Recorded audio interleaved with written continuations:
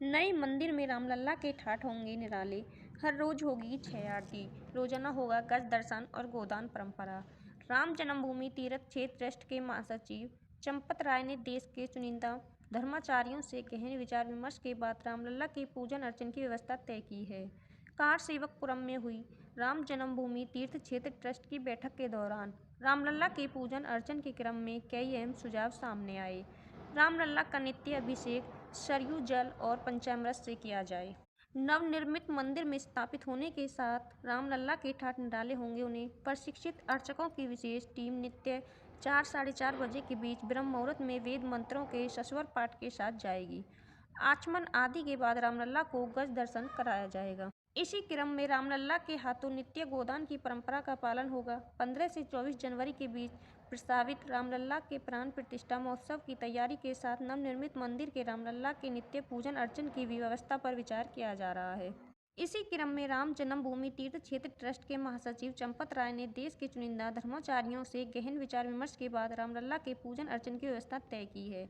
Car Sevakpuram में हुई राम जन्मभूमि तीर्थ क्षेत्र ट्रस्ट की बैठक के दौरान रामलला के पूजन अर्चन के क्रम में कई अहम सुझाव सामने आए हैं। इसी क्रम में यह भी बताया गया है कि रामलला का नित्य अभिषेक सरयू जल और पंचामृत से किया जाए।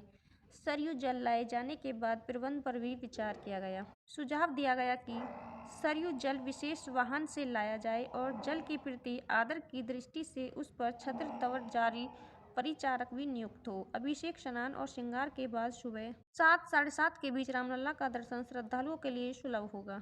रामलला के सम्मुख मध्य हवन राजभोग भी विधि विधान से अर्पित किया जाएगा। भोग के समय गर्भगृह पर्दा से आवृत होगा और सम्मुख गायकों की टोली जयनार गायन के पदों की प्रस्तुति से रामलला की मनोहार कर रही होगी। यह समय दोपहर 12 से साढ़े 12 बजे के बीच संभावित होगा। इसके बाद रामलला को शयन कराया जाएगा। अपराह्न 3:30 से 4 बजे के बीच रामलला को गीत गवनाई के साथ जगाया जाएगा और उन्हें उपवन में भ्रमण कराया जाएगा। दिन ढलने के साथ रामलला के दरबार की उत्सव धर्मिता शिखर पर होगी। गायक रामलला की प्रीति आस्था निवेदित करेंगे। रामलला को सायंकालीन भोजन प्रस्तुत करने और शयन कराने के लिए 9 से 10 बजे के बीच का समय संभावित है। समझा जाता है कि अगले दिनों में कुछ दिनों में ट्रस्ट रामलला की दिनचर्या को अंतिम रूप देने के साथ उसे सार्वजनिक भी करेगा। प्रतिदिन होंगी 6 आरती। रामलला की नित्य 6 बार आरती होगी। प्रथम आरती सुबह रामलला को जगाने के साथ होगी, जिसे मंगला आरती के नाम से जाना जाता है।